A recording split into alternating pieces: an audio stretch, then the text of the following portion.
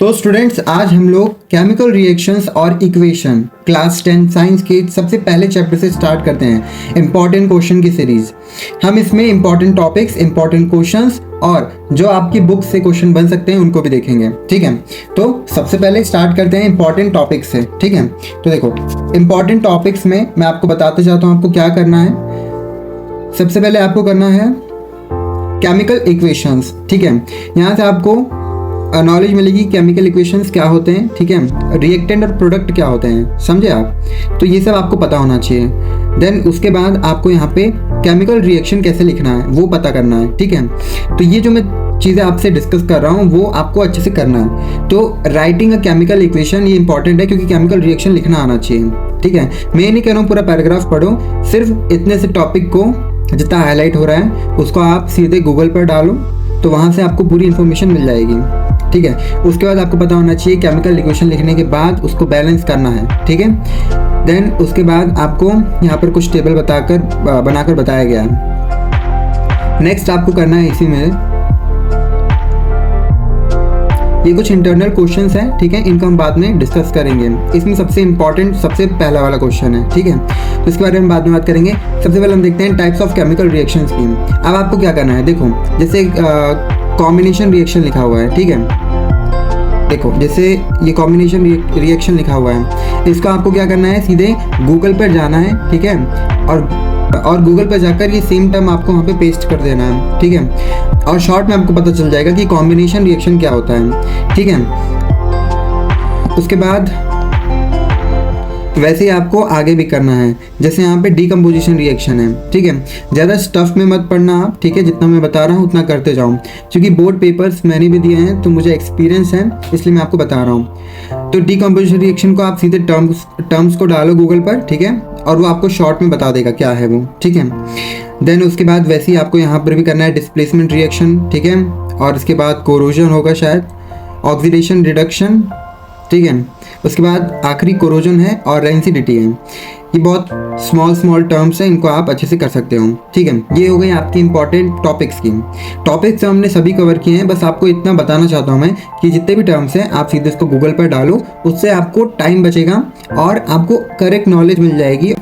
और बहुत सारे बच्चों को एनसीईआरटी जो होती है वो लाइन बाय लाइन पढ़ के समझ नहीं आती है, तो उसके लिए भी ये सॉल्यूशन है कि आप ये सीधे टर्म्स को डालो और गूगल पर लिखो कि मुझे शॉर्ट में समझाओ, तो गूगल आपको शॉर्ट में समझा के दे देगा। ठीक है, अब आपको क्वेश्चंस की प्रैक्टिस करनी है। अगर आपको पेपर में टॉप करना है तो आपको टॉपिक्स नहीं क्वेश्चन प्रैक्टिस करनी है। ठीक है, तो चलो स्टार्ट करते हैं क्वेश्चन से, है ना। सबसे पहले एनसीईआरटी के क्वेश्चन हम देखते हैं। सबसे इंपॉर्टेंट क्वेश्चन क्या है। सबसे पहला क्वेश्चन है इसमें जो आप देख रहे हो, सेकेंड वाला क्वेश्चन, इसको करना है। उसके बाद क्वेश्चन नंबर 4 और 5, उसके बाद सबसे आखिरी में जाओ 9, 10, 11। ठीक है, और ये जितने आपको ये दिए हुए हैं केमिकल रिएक्शंस इक्वेशन, ठीक है, ये एग्जैक्ट पेपर में आते हैं, तो आप इनको भी अच्छे से कर लेना। ठीक है, कोई भी बदलाव नहीं किया जाता है पेपर में, तो इनको भी कर लेना। उसके बाद आखिरी में क्वेश्चन नंबर 20, क्वेश्चन नंबर 19 और उसके बाद क्वेश्चन नंबर 17, उसके बाद 16, 15 और 13। इतना आपको एनसीईआरटी से करना है। ठीक है, अब आपको एक्स्ट्रा क्वेश्चन क्या प्रैक्टिस करना है, ठीक है, वो हम उसके बारे में हम डिस्कस करते हैं। सबसे पहला क्वेश्चन है define all 5 type of chemical reactions with one balanced equation and real life example of each. सबसे पहला आता है कॉम्बिनेशन, डीकम्पोजिशन, देन उसके बाद डिस्प्लेसमेंट, डबल डिस्प्लेसमेंट और रिडॉक्स। उसके बाद क्वेश्चन आता है what is a redox reaction. ठीक है, explain with one example where both oxidation and reduction happen together. और आपको उसी के साथ डिफाइन करना है ऑक्सीडेशन और रिडक्शन टर्म्स को। ठीक है, एडिशन और removal of oxygen, gain loss of electrons. मैं जितने भी क्वेश्चन बता रहा हूँ बच्चों, आप इसको अच्छे से करके जाना, क्योंकि पिछले कई प्रीवियस ईयर से मैंने ये सब चीज़ें निकाली हैं। ठीक है, तो वहाँ पर ऐसी क्वेश्चंस रिपीट होते हैं। उसके बाद है question silver chloride turns grey in sunlight, explain this change with a balanced chemical equation. ठीक है, उसके बाद describe the electrolysis of water activity with neat label diagram. ठीक है, केमिकल इक्वेशन लिखना होगा आपको। Explain why acid is added, mention the volume, ratio of gases evolved, describe an activity to show a displacement reaction. Also explain the reaction between iron and copper sulphate, chemical equation, observation, type of reaction, real life application. इन सभी को terms को आपको अच्छे से करना है और ये सब आप अभी से प्रैक्टिस करो, ठीक है, तो आपको पेपर के टाइम तक बहुत अच्छी प्रिपरेशन मिलेगी।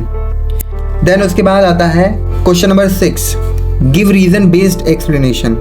ठीक है, जैसे कि why is paint applied on iron articles, ठीक है, क्योंकि वही रस्ट से बचाने के लिए किया जाता है।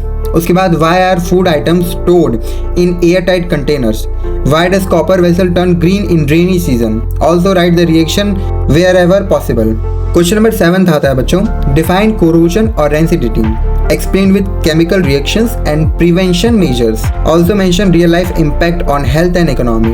क्वेश्चन नंबर 8 आता है, lead nitrate is heated in a test tube। इसके लिए आपको क्या क्या करना होगा, एक बैलेंस्ड केमिकल इक्वेशन लिखनी होगी, ठीक है, फिजिकल चेंज ऑब्जर्व करके लिखना पड़ेगा, ठीक है, जैसे फ्यूम्स, कलर एक्सेट्रा, और यहाँ पर कौन सी रिएक्शन हो रही है उसको आइडेंटिफाई करना होगा, और आपको डिस्कस करना पड़ेगा safety precautions for this activity. ये सारे क्वेश्चंस बहुत माइनर हैं, पर आपको ये सब ज़रूर करके जाना चाहिए, क्योंकि ये पेपर में ऐसे ही क्वेश्चंस आते हैं, ठीक है। बाकी सारे जितने भी चैनल्स हैं वो आपको सिर्फ NCERT पढ़ा रहे हैं, पर मैं आपको जो रियल लाइफ में क्वेश्चन आ रहे हैं मैं आपको वो क्वेश्चन दे रहा हूँ। चलो उसके बाद देखते हैं question number 9, explain decomposition reactions with 3 type based on energy source, thermal, electrolytic, photochemical, ठीक है, और इन सभी का रिएक्शंस लिखना है, ठीक है, और एक एक एप्लीकेशन भी लिखना है। उसके बाद लास्ट क्वेश्चन आता है बच्चों, right a complete activity based answer for the reaction between barium chloride and sodium sulphate. इसमें आपको type of reaction, chemical equation, observation, formation of precipitation और इंपॉर्टेंस इन रियल लाइफ, आपको ये सब मेंशन करना है, ठीक है। मैंने जितने भी क्वेश्चन दिए सारे लॉन्ग फॉर्म के लिए हैं, ठीक है, तो आपके इसमें लॉन्ग और शॉर्ट दोनों कवर हो जाएंगे। तो मैं मिलता हूँ आपसे अगले वीडियो में क्लास 10th के ऐसे इंपॉर्टेंट चैप्टर्स के साथ और इंपॉर्टेंट क्वेश्चंस के साथ। तब तक के लिए द टोटल NCERT को सब्सक्राइब करना मत भूलना, क्योंकि यहाँ पर आपको एक यूनिक स्ट्रेटेजी के साथ मोस्ट इंपॉर्टेंट क्वेश्चंस जो कि प्रीवियस ईयर बेस्ड होते हैं और करंट ईयर भी बेस्ड होते हैं। तो बिना किसी देरी के द टोटल NCERT को अभी सब्सक्राइब करो और कमेंट करके ज़रूर बताना कि ये वीडियो आपके लिए हेल्पफुल रही या नहीं रही। अपने दोस्तों के साथ शेयर करना मत भूलना। मैं मिलता हूँ अगले वीडियो में, तब तक के लिए स्टे ट्यून्ड।